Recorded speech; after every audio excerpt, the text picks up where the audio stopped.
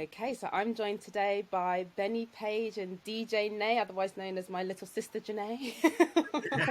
welcome. I always let my guests introduce themselves. So why don't you do that? Introduce yourselves, let us know what it is that you do, and yeah. I'm Benny Page. I run a label called Shotta, and I'm a DJ and a producer from the UK. And I'm Janae, aka DJ Nay, and your little sister. And I also DJ and help manage the labels of Shotta. So I'm going to jump right into it and just ask you one of my favourite questions to ask people, because this is probably one of the reasons why I started this project. So I want to know people's experiences and how they started out in music. So question to both of you, who are some of your artistic influences? For me, when I first got into music, I was about 11 when I first really got into it, and I was starting to play guitar because the music I was listening to was like Nirvana and stuff like that, and then I got into Jimi Hendrix. So I think Jimi Hendrix for me is a big inspiration because I listened to his music when I was younger. I started to try and copy his music, so that always sticks in my mind from my early years. Yeah, and for me, I think where I grew up in such a musical household, it's hard to pinpoint like one like specific musical influence, but just like R&B and soul really. Like Lauren Hill's on the wall behind me. She's a massive inspiration. And like, yeah, just like the powerful women that sing like, you know, the big diva kind of voices. Oh, I love that. And Benny, I didn't know that you played the guitar. I know. I kind of put it down when I sort of found out how to work computers and make music on computers. But I do go back to it, but then I can't play as well as I used to play because obviously didn't keep it up. But it definitely helped me make music. So it was a great starting point for me. Yeah, actually, we're definitely going to come back to it. So I've got a question around that a little bit later on. But what I find is really interesting, you've both got very different DJing styles, I would say. How would you describe your DJ styles? For me, obviously, like Benny kind of taught me, but then even in teaching me, I did find my own way of doing it. And I would say that I just like to mix quite fast, but also, for me, it's just the beauty of like putting two tunes together that work really well together, like those melodic kind of sounding tunes, and that's it. Nice. For me, I've always tried to mix as if I was on the dance floor. That's a good one. I think like I don't like playing a certain style kind of for too long. I like to have dips and dynamics in the set, keep people interested, keep myself interested. So just lots of changes and switches and some good mixing. But it's style-wise, obviously a lot of ragga, a lot of vocals, and that's it, yeah. I guess that is something that you do probably quite similar. You're both sort of into that sort of ragga, but I think it's different, like still different selection with the ragga vocals even. Similar selection maybe, but different style different mixing. styles. Yeah. I go for more minimal stuff than Benny does though. Yes, True. I have noticed that. I've turned into a bit more of a party DJ over the years, rather than playing, the obvious stuff, but mixing it in a different way to other people. How do you actually go about creating your set list? Well, before, back in the day, it was vinyl, and you would just practice at home and then bring all your vinyl, and then play it in a similar order to what you practice. So it hasn't changed that much, but I think now, you sit down, you go through your tunes, you put them in order, or you put them all in key. And then it's a lot easier, and you can go to a set and be pretty much like ready, So you use record box, like that's the main thing we use, so it's kind of cool. I mean, for me, preparation is definitely key still at the moment. I know like other people seem to be able to get up there and wing it, but I've got to like really sit there for about a week and really specifically put my tunes together, make sure everything's in key, like all my key points are set. Like everything, I've got to make sure it's all perfect. Yeah, and what sort of do you consider when you're actually selecting those tracks? What are some of the things that you're looking for? You're thinking about what's new. Like I genuinely wouldn't even know where to start. Like what is it? What are some things? I don't go for like all of the top 10, like what's in the chart sort of stuff. I just think about like the energy of the set. Like you want to kind of start off with a bang, keep people interested, but not burn everyone out too soon, and just like know when to create those moments in your set. Yeah. It's like I said, like about having dynamics. So if you have like the same kind of style going through the whole thing, it kind of gets boring. So you need to work a set, work the ravers, bring them up, bring them down, and then bring them back up again. Yeah. I love that because it's definitely going to make me think differently the next time I listen to your set. So I'm gonna check you with my energy. But yeah, I think it sounds like you're taking people on a journey, that just sounds Yeah, brilliant. that's I what love you that. kind of want to do. Yeah, yeah, brilliant. I love that. So, what was your first experience of the jungle and drum and bass scene? How would you describe that experience? Okay, I'll go first. I first heard jungle through my friend Graham, Zero G, Big up G. and Gee. yeah, this was like in like 1997, and then I went to my first rave shortly after that. So in a short space of time, I kind of heard the music, went to a rave, and I think Andy C was playing in Reading at the time, and that was it. You know, I was kind of hooked on it straight away. But I still remember going out to that rave, and it still sticks in my mind to this day. And for me, I would say you had a lot to do with it, Kaysha. Like when I was younger and you were going out, I would take little things off the radio for you. And I remember like, because I started getting back into drum and bass properly, say around 2010, 2011, and it shocked me how much of the tunes I already knew. It kind of made me recall like my younger days when I was listening to drum and bass via you. Yeah, that's so true. And it's funny how that sort of journey is it, because I started off listening to jungle, around that would be like 92, early 90s. Yeah. Then I went off into house and garage, didn't I? So then we went our little separate ways, where there's a good 6-7 years between. Is it 7 years between us? 6 or 7. 6 or 7 years between us. So I went off and did my little garage raving and got into all of that stuff. And then we started to go to festivals again. Do you remember? I could not bear jump so up. I wanted to be in the top 10. You wanted to be in the garage 10, and then we couldn't really find our balance. And I think it was when we went to Jungle Fever. That's where we kind of met in the middle, wasn't it? It was like, oh, this is it. This is our sound. Yeah, and then it's kind of grew from there. So it's interesting. I influenced you, but then you influenced me, and that's what really brought me back into it. So the circle of life and that. Keeps going round. What would you say were some of your most memorable moments as a DJ? So where I've only just been doing this for a year, it's all the most memorable moments still. Like it's all still, meaning very, very much to me. But obviously the first time that I stepped up there, you guys were both there. That was probably the most memorable thing to date. And the last one I done actually at the Arches. I feel like that was because my second set that I ever done was at the Arches, so to do it again a year later and kind of come full circle, it was quite special. Yeah, and it's almost literally a year later, isn't it? It is literally, yeah. We've done it last year on our anniversary and this year on our anniversary again. Oh wow! Didn't get home till 7 a.m. Thanks. But yeah, for me, I think there's lots of places I've played that always stand out, but one that I keep going back to when people ask me that is Boomtown.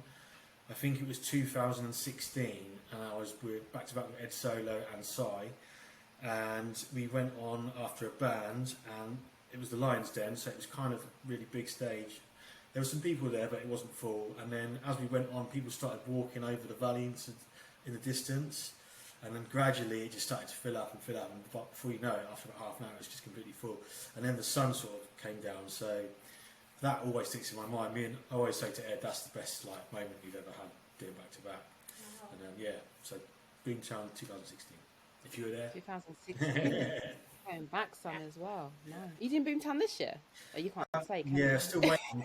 Because apparently they did the same last year. They waited till quite late to book loads of people, and they do that.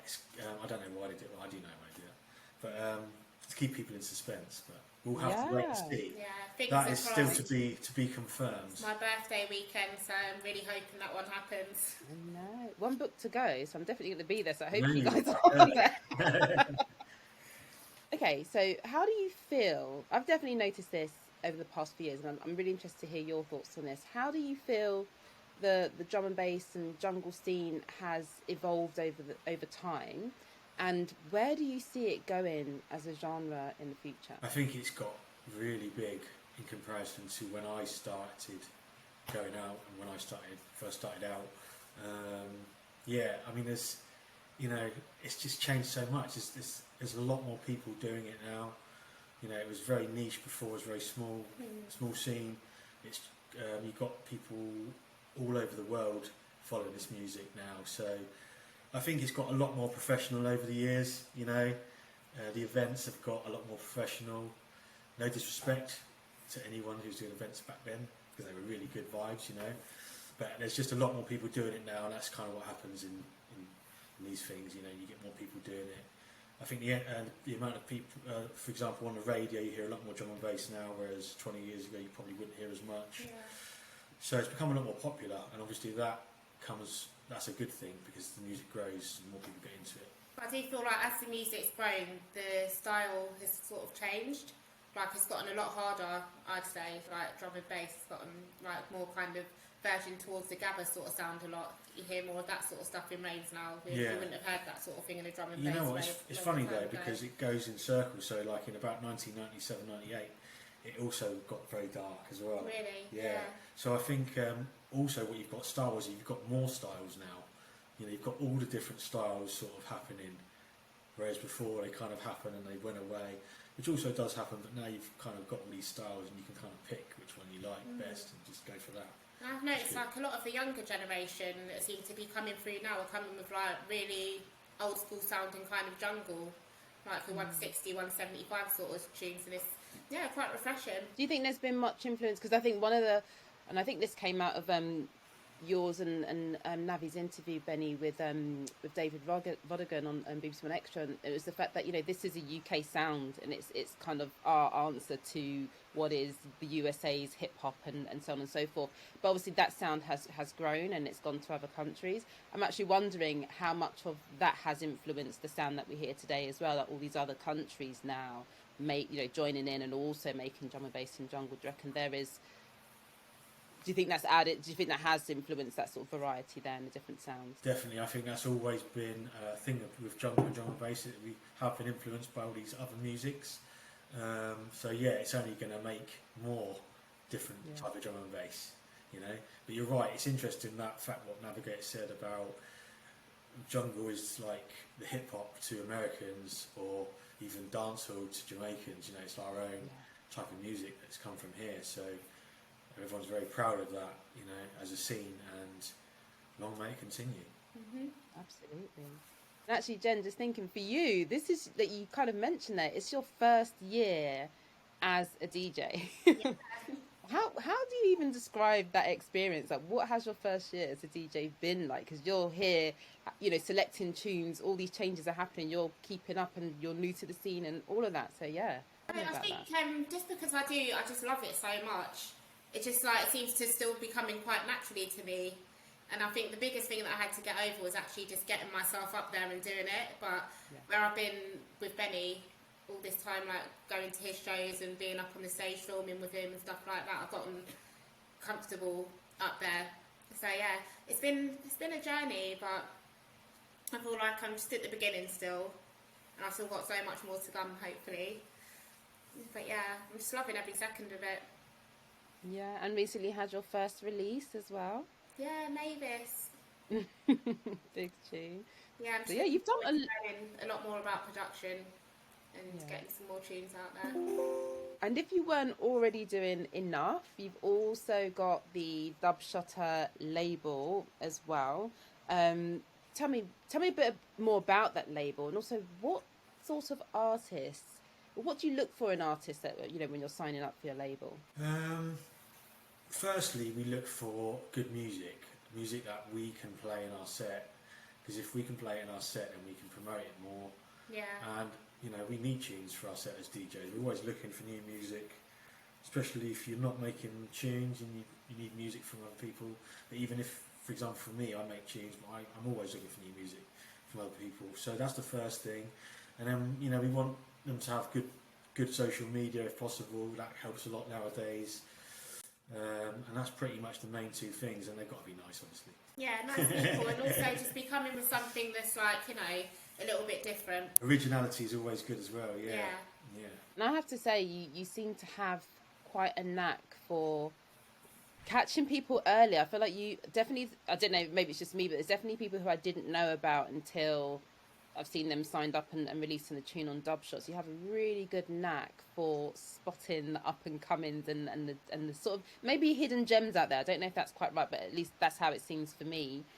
Are there any artists that you think we should be keeping our eye out for? Any new artists you want to sort of signpost here today? Well, for me and for the label, Zapier is one guy we've been really pushing lately, and it was Nay that told me about Zapier.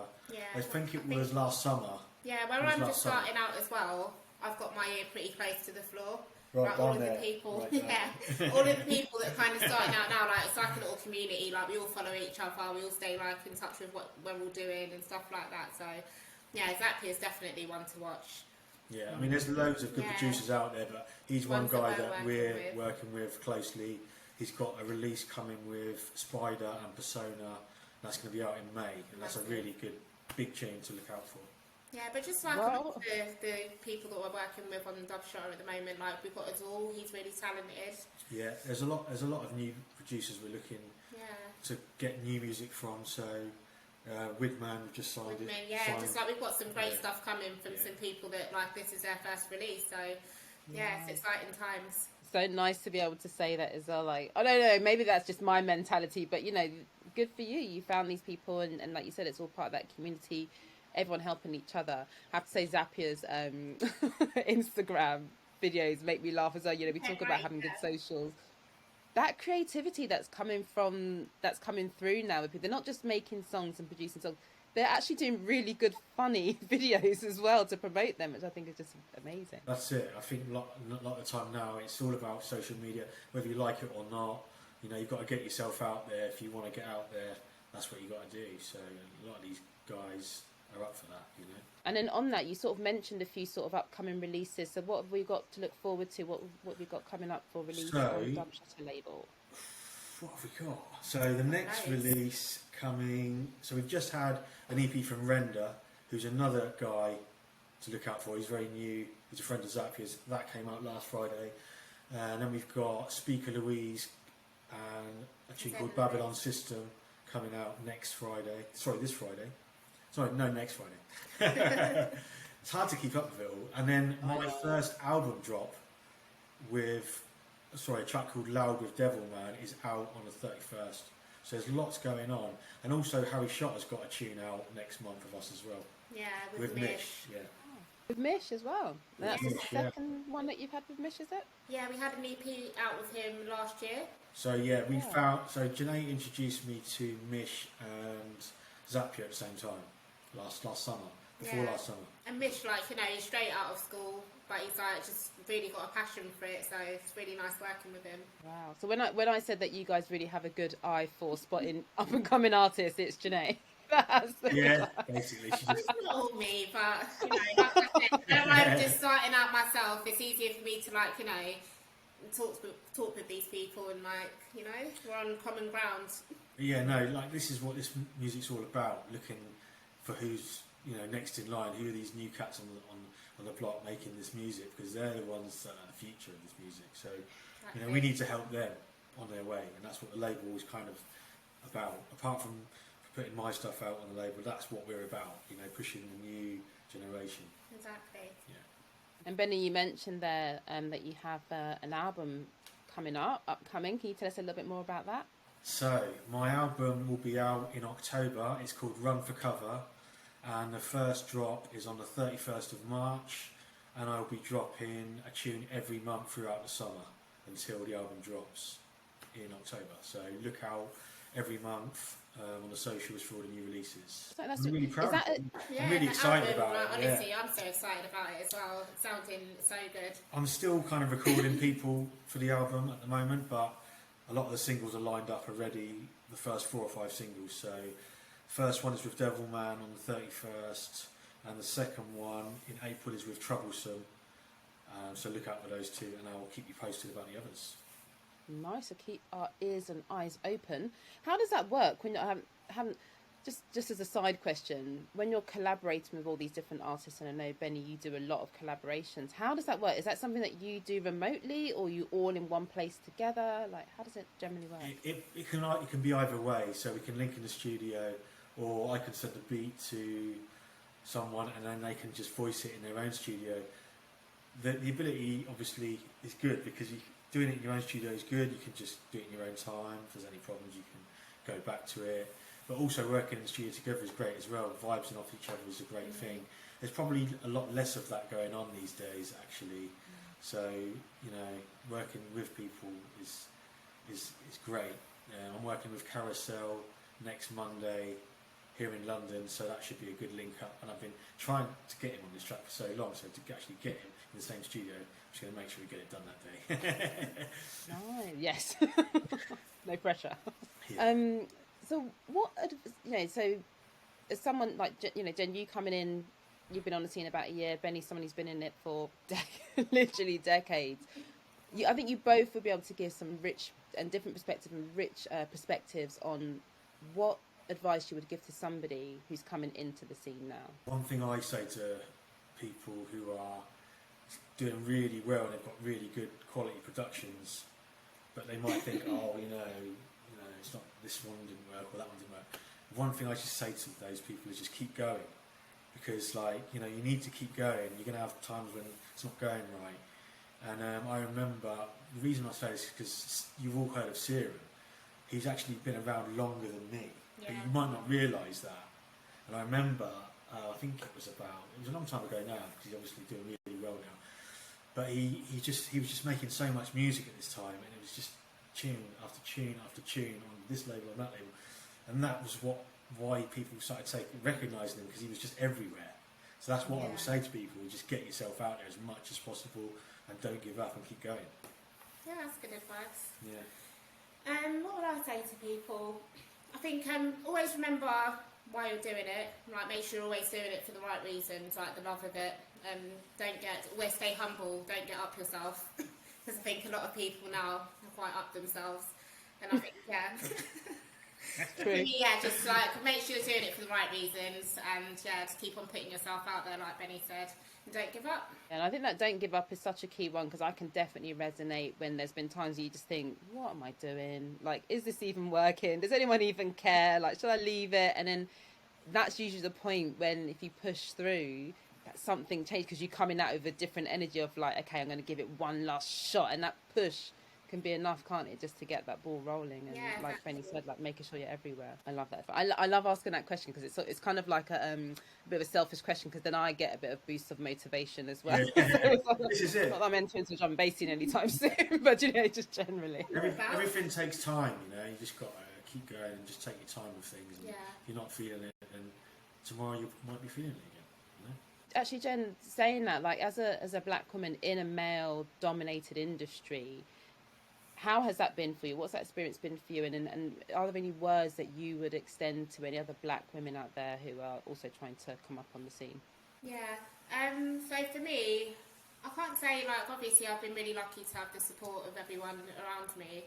But I do make an effort, like, anytime I see another black female DJ, especially on the drum and bass scene, I follow her, drop them a little message, like, make sure that, you know, they know that there's support and stuff out there, because it is a bit intimidating sometimes. But yeah, just keep pushing and don't let anything hold you back. And also that importance of that collaboration as well. It's like, you know, it is helpful to have people. There is an element of who you know. It helps with that networking element of things. But how everyone can lift each other up, and that sort of community vibe again, isn't it? Reach out to people. Yeah, don't go alone. Make sure you reach out. Takes a village and all of that. Exactly. Okay, so, I mean, we're already at the end of the interview section anyway. We're going to be going on to a fun round of this or that. I think it's fun. Anyway, but before we finish up, I just want to give you both a chance to let us know where we might catch you playing over the next few months. And we've got a few Dub Shotta nights coming up, actually. We've got one in Bristol on the 3rd of June, is it? Yeah, that's right. But before that, we've got Dub Shotta in Reading. We're centralising on the 1st of April, Saturday the 1st of April, with bass layers, so that's the first one to look out for. Yeah. But this Friday also we are both playing in Portsmouth with the Jungle Cakes guys, Ed Solo and Decline. Yeah, it's my first time playing in Portsmouth, so I'm excited about that one as well. Nice. But yeah, so the key dates are 1st of April Reading and 3rd of June in Bristol. And then Brixton Jam on the Maybank holiday. Really looking forward to that all day. Nice and busy, and I guess we'll just make sure that this is all linked back to both of your socials, and I'm sure you'll be keeping us updated there and we'll find out who is playing Boomtown at some point as well, closer to the time.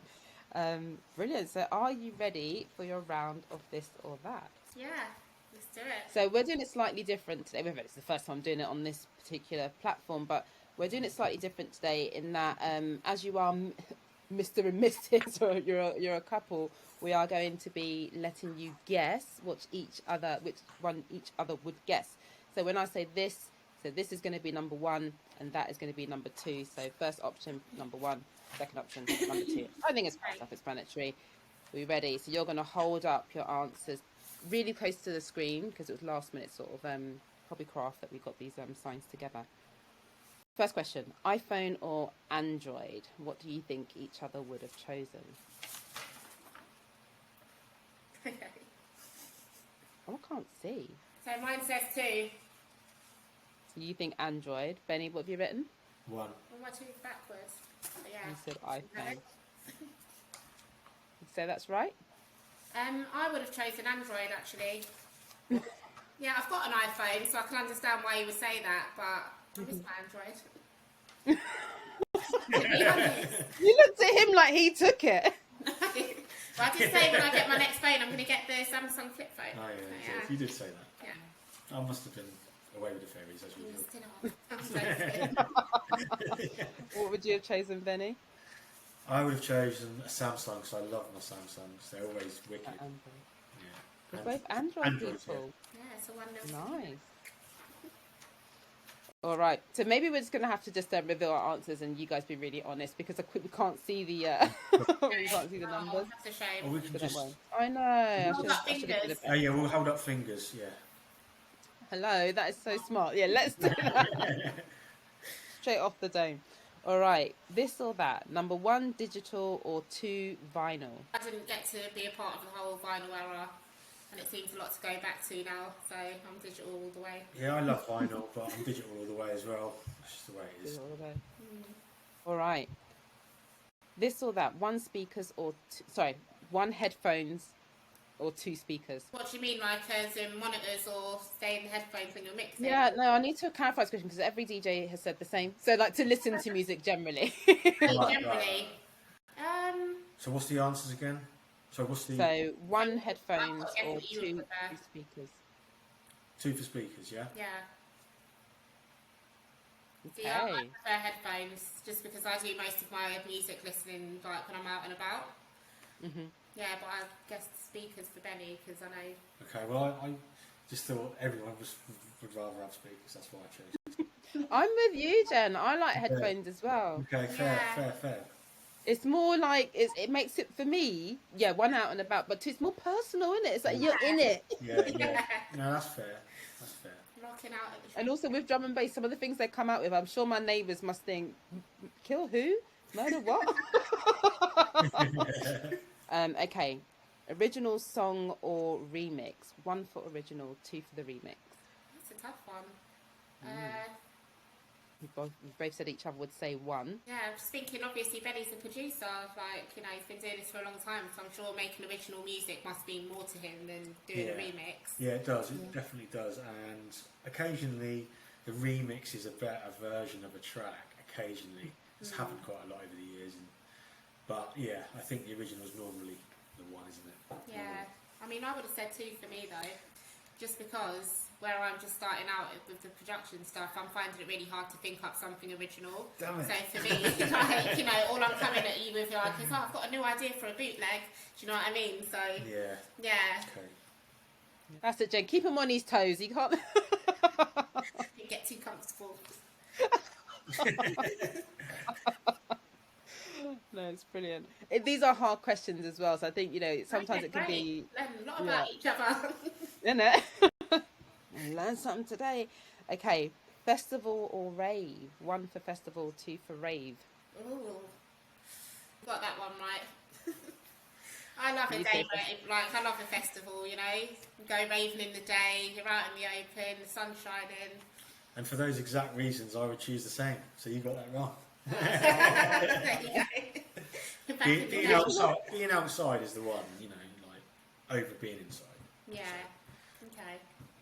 It is that daytime vibe, but it's kind of like that day drinking thing, but also just that, yeah, the sun being up, seeing the sun go down. Do you remember, Jem, when we were at the Oval Space around this time last year? That We was watched the a good day. sunset. It was like, oh, in bed by 12. The one with, was that the one with Congo Natty?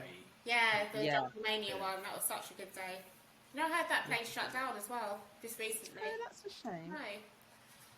Yeah, that's a shame. It's a decent space. All right. This isn't a music one. This is one of my the next two are two of my favourite questions that I like to ask people. The first one is: would you go for an all expenses paid trip around the world, or £100,000 cash? I just say the cash for dramatic effect. It could be in any format that you wish. Okay. Is it 2 for cash? 2 for cash, 1 for travel. Really? Yeah, because then I would just go on holiday and have some cash left over. You couldn't go all the way around the world on £100,000. Yeah, but I would just go like halfway around. Alright. I suppose you've been to a lot of places though. You know, he's already well travelled, so it's different for him. Okay, that's interesting. Yeah. So sorry, Benny, you'd have chosen Cash.